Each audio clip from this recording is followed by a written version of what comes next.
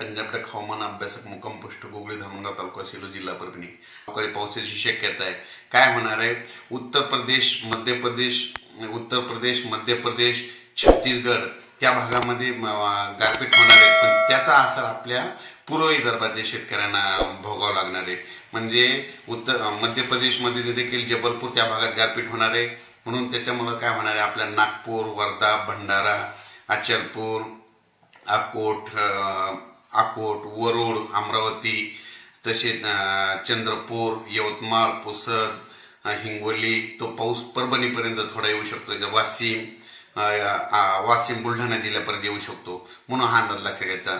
म्हणून पूर्व विदर्भातल्या शेतकऱ्यांनी फक्त हा खास करून अंदाज पूर्व विदर्भातल्या शेतकऱ्यांसाठी देत आहे। 20 तारखेला एक अवकाळी पाऊस येणार आहे, म्हणून ही अंदाज लक्षात घ्यायचा।